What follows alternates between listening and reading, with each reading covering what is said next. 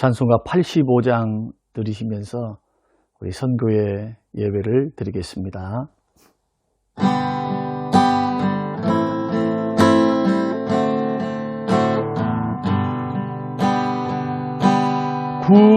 구주를 생각만 해도 이렇게 좋거든. 주 얼굴 배울 때에야 얼마나 좋으랴.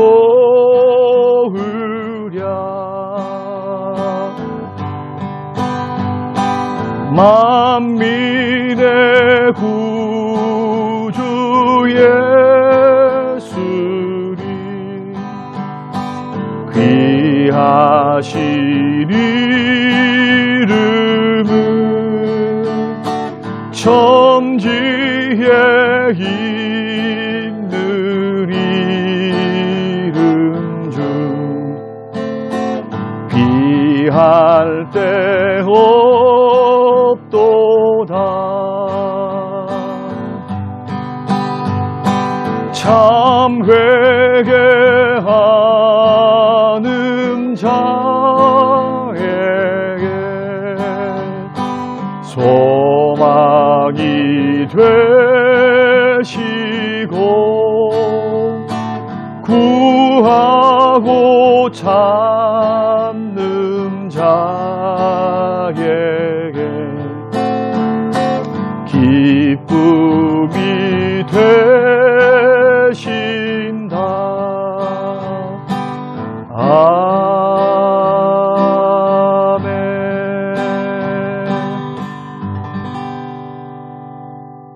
오늘 우리에게 주실 하나님 말씀 요한복음 2장 1절에서 10절 말씀입니다. 사흘째 되던 날 갈릴리 가나에 혼례가 있어 예수의 어머니도 거기 계시고 예수와 그 제자들도 혼례의 청함을 받았더니 포도주가 떨어진지라. 예수의 어머니가 예수에게 이르되 저들에게 포도주가 없다 하니 예수께서 이르시되 여자여 나와 무슨 상관이 있나이까? 내 때가 아직 이르지 아니하였나이다. 그의 어머니가 하인들에게 이르되 너희에게 무슨 말씀을 하시든지 그대로 하라 하니라.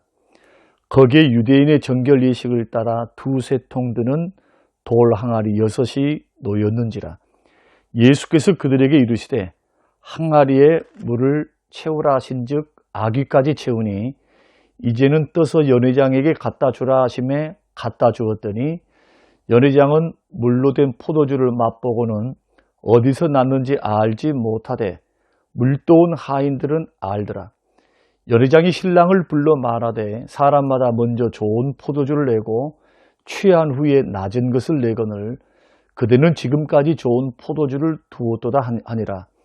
예수께서 이 첫 표적을 갈릴리 가나에서 행하여 그의 영광을 나타내심에 제자들이 그를 믿으니라. 아멘. 고마우신 아버지 하나님, 선교회로 모이게 하신 하나님, 우리의 예배, 우리의 기도, 우리의 헌물, 우리의 정성을 받아 주시옵소서.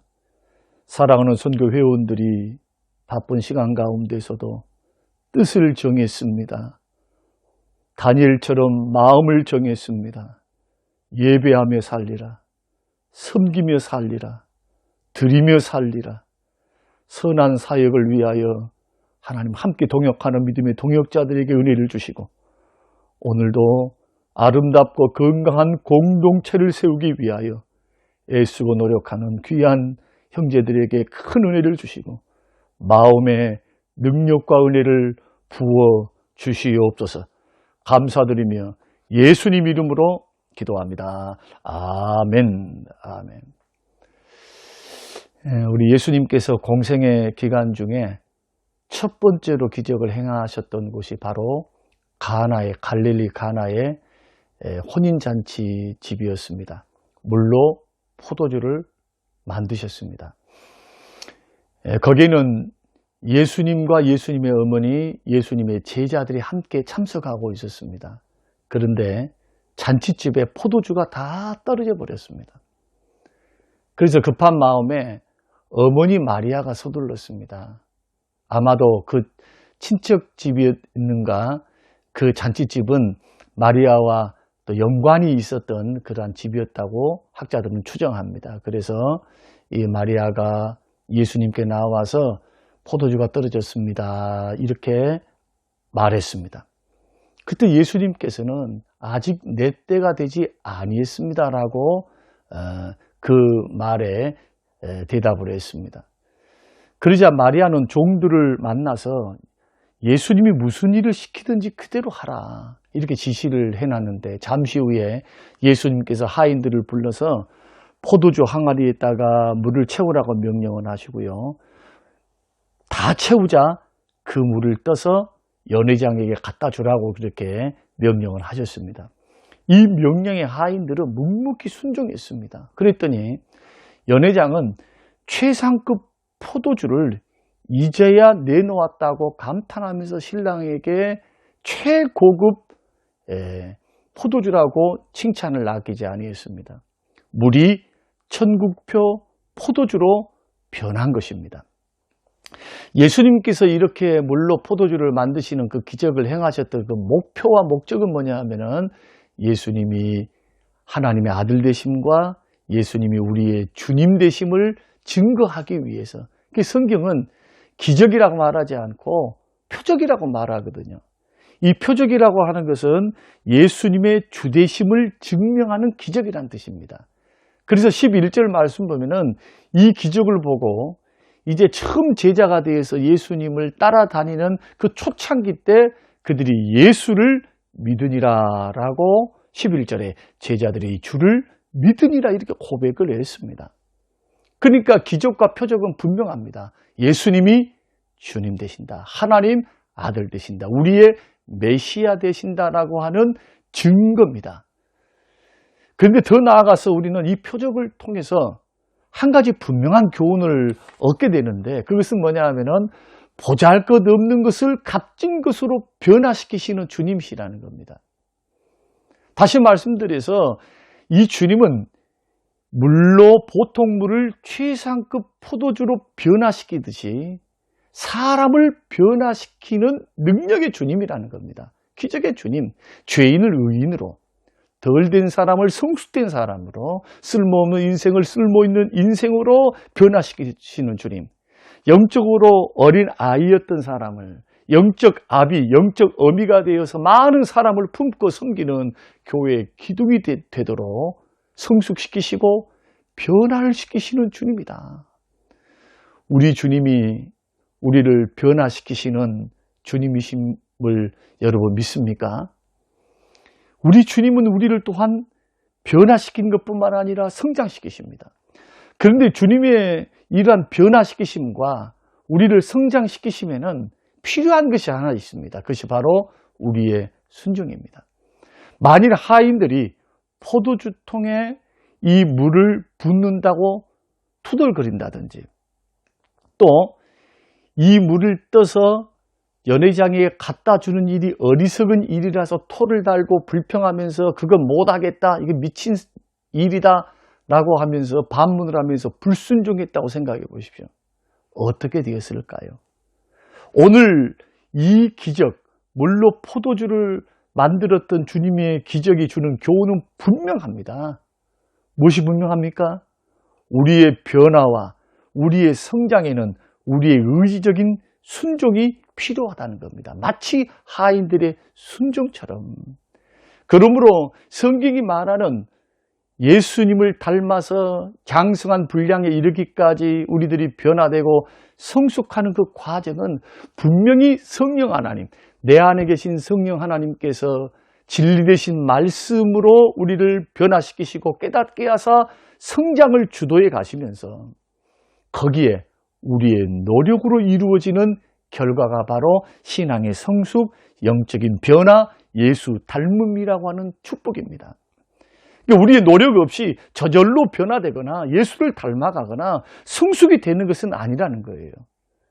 다시 말씀드려서 우리가 아름다운 공동체를 세우고 오고 싶고 사모하고 또 만나면 또 보고 싶고 헤어지면 또 보고 싶고 또 만나서 하나님의 뜻을 받들어 하나님의 거룩한 사명과 소명, 섬기는 사명, 그리고 우리가 직장을 복음화시키는 사명, 이러한 사명을 직장에서도 감당하기를 원해서 이런 아름다운 공동체를 세우기를 원한다면 노력이 필요하다는 겁니다.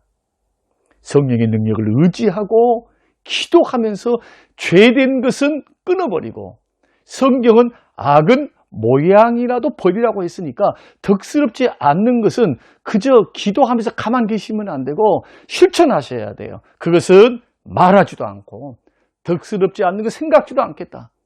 만약에 성령께서 내 성경 말씀을 통해서, 설교의 말씀을 통해서 나에게 찔림을 주셨고 내게 감동을 주셨다면 그것은 성령의 음성입니다. 고쳐라고 하는, 새롭게 하라고 하는, 또 어떤 일들과 어떤 환경 속에 성령께서 나에게 부담감을 주셨다면 이것은 하나님의 역사예요. 여러분, 사람의 역사라고 생각하시면 안 됩니다. 부족한 종이 복음을 증거하고 말씀을 증거할 때도 성령님은 듣는 자 속에서 일하십니다. 관절과 골수를 찔러 쪼개는 그 하나님의 말씀이 운동력이 있고 살아있기 때문이에요. 때문에 이런 역사를 이룬다는 것입니다. 한마디로 말하면 주님이 나를 변화시키려 하시고 나를 성장시키시고 또 우리 공동체를 새롭게 하시려고 하실 때 성령의 능력 안에서 우리가 노력하기를 원하십니다. 무엇대로요? 주님 뜻대로, 주의 말씀 안에서.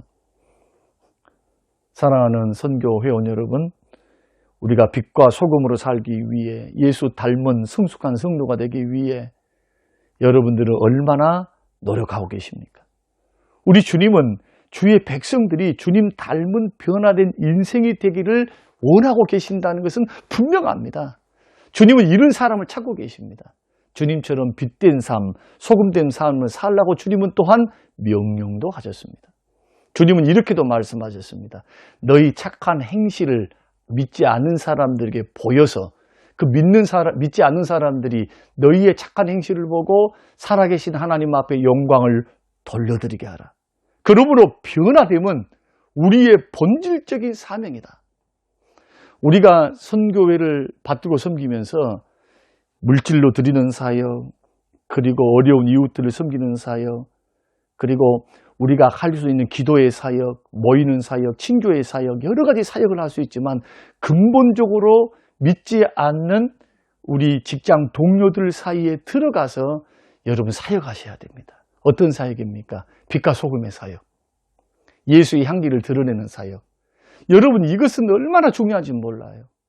불신자들이 교회를 향하여 교회가 기도를 안 하기 때문에 또 예배를 잘 드리고 기도를 많이 하기 때문에 감동받는 거 아닙니다. 그들의 믿는 사람들의 행동을 보고 믿는 사람들의 사랑을 보고 거기에 감동하고 거기에 저 사람들은 뭔가 다르다.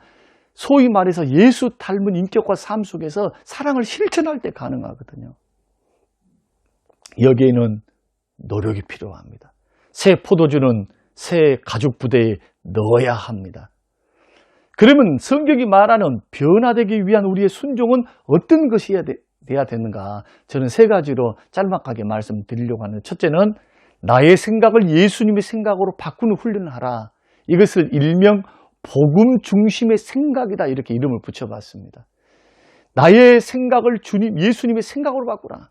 복음 중심의 생각으로 바꾸라. 사람은 생각이 바뀌지 않으면 행동이 바뀌지를 않습니다. 그래서 날마다 마음속에 있는 나의 생각을 자꾸 예수님 생각으로, 복음의 생각으로 날마다 바꾸는 훈련을 하라는 거예요. 날마다. 예를 든다면 사람을 대할 때 나를 위해서 십자가에 죽어주신 주님의 희생의 생각을 생각하면서 대하는 거예요. 봉사를 할 때도 십자가의 사랑을 늘 생각하면서 봉사를 하고, 가정을 세워갈 때도, 부부간에 같이 관계를 맺어갈 때도 이러한 예수님의 희생적인 사랑, 예수님의 십자가의 사랑을 생각함으로 우리가 행동도 하고 관계를 만들어가는 것, 이게 복음적인 생각이요, 예수님의 생각입니다. 어떤 일, 어떤 상황 속에서도 제일 먼저 우리 생각에서 떠올라야 될 것은 예수님의 십자가.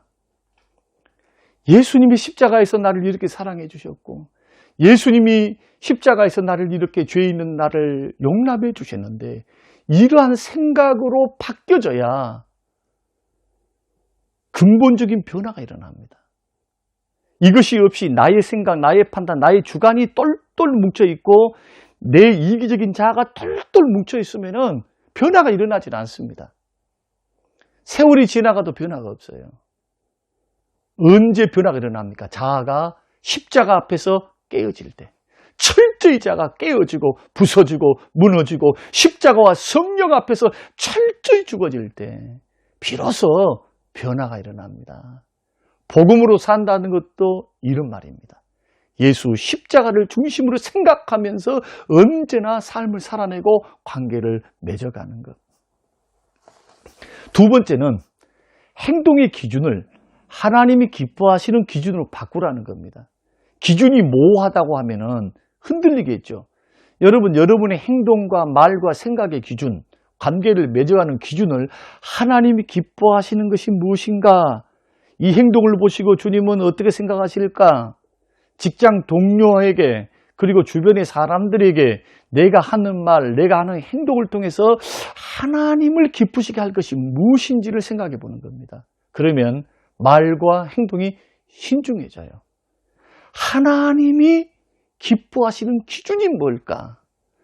여러분 꼭 생각하시면서 이것은 일명 하나님 말씀의 지배를 받고 말씀 안에서 행동하는 것, 말씀이 내 행동을 통해 나타나는 것, 얼마나 중요한지 모릅니다. 이것을 삶으로 살아내야 됩니다. 이것을 위해서 기도하셔야 됩니다. 그리고 마지막으로는 삶의 우선순위를 분명히 하라. 먼저 그 나라와 그 의를 구하라. 무슨 일, 어떤 일, 먼저 해야 할 일, 이 일들이 나에게 다 놓여있을 때 주의 나라와 주의 의를 구하는 것이 먼저라는 거. 예를 든다면 예배 드리는 삶을 먼저 해놓고 나머지 일을 계획한다든지, 나에게 주신 사명을 목숨보다 귀하게 여겼던 사도 바울처럼 귀하게 여기고 그 다음에 나머지 일을 챙기는 거, 순서를 세우는 거예요. 삶 안에서. 언제나 나의 삶의 우선순위는 하나님 나라와 하나님께 있다. 그 의를 구하는 것에 있다. 이래야 변화되고요, 신앙이 더 성숙하고 자라갑니다. 그런데 내 볼장 다 보고 내 생각 다 하고 내 할 일 다 해놓고 마지막에 이 일을 할 거야, 남는 시간에. 이러면 언제나 하나님은 2순위, 3순위입니다. 이 변화가 일어나지 않습니다. 성장이 일어나지 않습니다. 이 세 가지만이라도 먼저 실천해 본다면 우리는 변화된 삶, 변화된 인생, 성숙하고 새로워진 그러한 나를 경험하게 될 것이고 우리의 공동체를 경험하게 될 줄로 믿습니다. 사랑하는 선교회원 여러분, 나의 생각을 예수님의 생각으로 바꾸시기 바랍니다. 행동의 기준은 언제나 하나님의 기쁘심, 그리고 삶의 우선순위를 분명히 결단하셔야 돼요. 이 세 가지는 늘 묵상하십시오. 늘 생각하시며 살아보십시오. 절대 손해보지 않습니다. 오히려 나의 삶에 질서가 생겨요. 질서. 나의 삶에 먼저 할 것에 대한 질서가 딱딱 세워져서 나의 신앙을 건강하게, 삶도 보람있게, 하나님은 영광을 받으시는 그런 변화된 인생, 변화된 삶이 될 줄로 믿습니다. 고마우신 하나님, 오늘 주시는 귀한 말씀 마음에 깊이 새깁니다. 하나님 은혜 주시옵소서. 감사드리며 예수님 이름으로 기도합니다. 아멘. 지금은 부활이요 생명 되신 우리 주 예수 그리스도의 은혜와 아버지 하나님의 살아계심과 성령님의 충만 교통 위로하심이 영원토록 함께 계실지어다. 아멘.